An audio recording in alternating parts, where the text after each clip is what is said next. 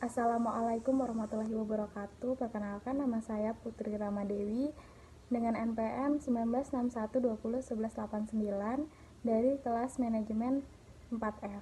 Di video ini saya ingin menjelaskan tentang cash flow kuadran dan segitiga BI. Apa itu cash flow quadrant?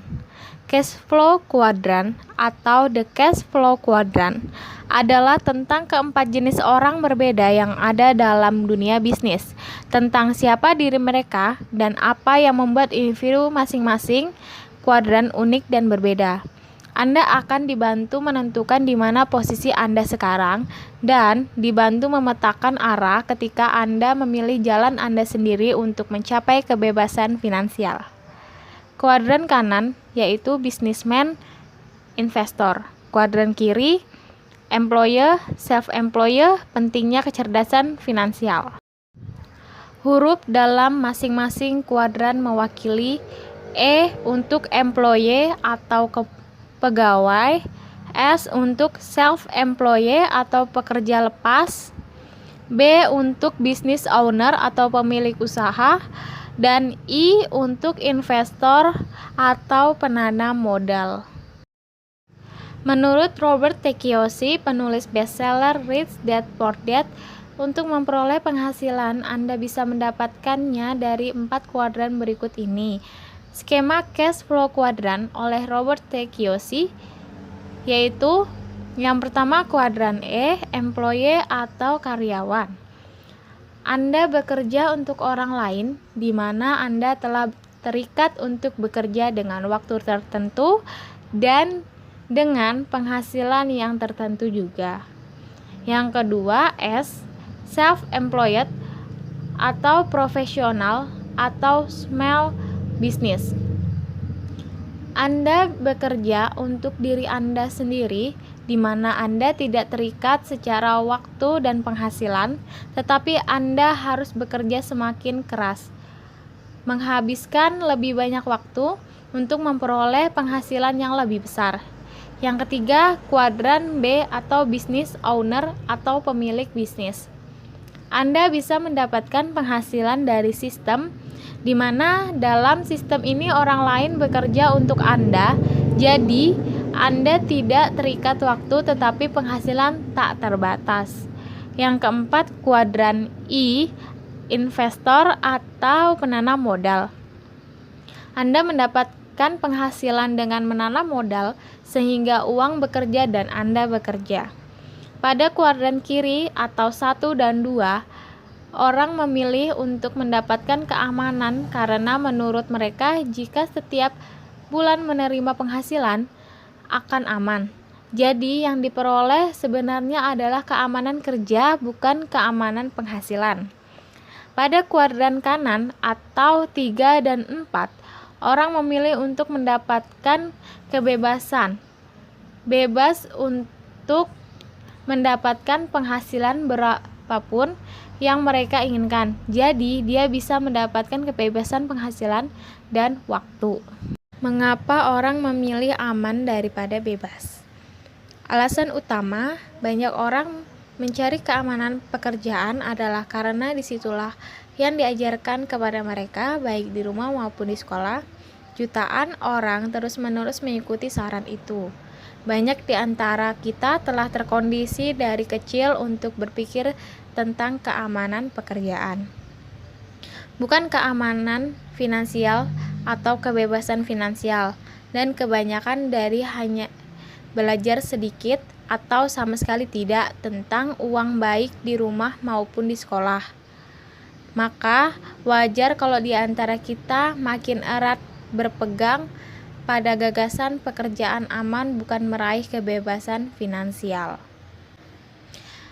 Mental setiap kuadran. Cash flow quadrant digunakan untuk mengukur sukses tidaknya seorang secara mental, bukan dari profesinya. Ini merupakan formulanya agar sukses atau sukses formula. Berikut adalah mental yang dimiliki oleh setiap kuadran. Yang pertama, mental E, employee. enggan meningkatkan diri, tidak mampu menunda kenyamanan, menunggu disuruh, kurang inisiatif, berusaha bekerja cerdas saja alias malas. Kalau menjadi atasan cenderung ngebos atau tidak memanage, cenderung memikirkan dirinya sendiri dan lain-lain. Mental S atau self-employed. Yang pertama, setingkat lebih baik dibandingkan mental E. Yang kedua, mampu menunda kenyamanan. Yang ketiga, berusaha meningkatkan diri. Yang keempat, berusaha berinisiatif. Yang kelima, berusaha bekerja keras dan cerdas. Yang keenam, mampu bekerja mandiri, namun sulit bekerja dalam tim. Yang ketujuh, tidak mampu mendelegasikan pekerjaan. Yang kedelapan, kalau menjadi atasan, kurang mampu mengelola dan tidak mampu mengajari atau mendidik bawahannya, sehingga berakibat tidak tercipta kerja tim yang bersinergi. Yang kesembilan, cenderung memikirkan kesuksesan dirinya sendiri dan lain-lain. Mental B atau business owner. Setingkat lebih baik dibandingkan S. Mampu menunda kenyamanan, berusaha keras meningkatkan diri, berusaha keras berinisiatif, berusaha bekerja keras dan cerdas, mampu bekerja mandiri dan mampu bekerja dalam tim. Mampu mendelegasikan pekerjaan dalam arti segala sesuatu tetap berjalan dengan baik walaupun dirinya tidak ada waktu sementara. Kalau menjadi atasan, mampu mengelola dengan baik dan mampu mengajari atau mendidik bawahannya sedemikian rupa sehingga tercipta kerja tim yang bersinergi dan berkembang. Yang terakhir, mampu memimpin tim dan mengontrol tim terus-menerus sehingga dapat mencapai sasaran atau tujuan timnya. Selanjutnya, cenderung memikirkan kesuksesan bawahannya, atasannya, koleganya, timnya, dan sebagainya, dibandingkan memikirkan kesuksesan dirinya sendiri. Senantiasa berusaha agar segala sesuatunya tidak tergantung pada dirinya atau pada person orang, melainkan bergantung pada sistem. Yang terakhir, jujur, dermawan, rendah hati, dan amanah bertanggung jawab. Yang selanjutnya, mental I, investor. Setingkat lebih baik dibandingkan B. Semua yang ada di B juga ada pada I. Ditambah dengan mampu menciptakan atau membentuk sistem, software, hardware, dan humanware sedemikian rupa sehingga sistem tersebut dapat berjalan dengan berkembang sendirinya. Apa itu segitiga BI? Segitiga ini menunjukkan apa yang diperlukan oleh seorang business owner atau investor. Inilah poin-poin yang ada di dalam segitiga BI. Yang pertama, misi. Mission. Sudahkah jelas misi apa yang ingin kita bangun dari membuat bisnis? Contoh misi jelas yang saya lihat dari Rabani adalah menjilbabkan seluruh wanita muslim Indonesia. Di buku Sharon Lechter mengatakan, bisakah bisnis dimulai hanya untuk menciptakan profit dan berhasil? Tentu saja bisa. Namun, yang mengadopsi misi spiritual dapat menciptakan tujuan yang lebih besar. Bangun misi bisnis yang jelas agar bisnis dapat terarah dengan baik. Tim. Ciptakan tim yang tangguh untuk menangani kelima unsur di dalam segitiga ini dengan spesialisasinya masing-masing. Kepemimpinan atau leadership. Sudahkah Anda menjadi pemimpin dengan baik? Pemimpin yang baik adalah seperti yang tertulis di note yang dikutip Pak Joko Mukti. 1. Manajemen arus kas. Cash flow. Mengapa ditaruh di bagian terbawah?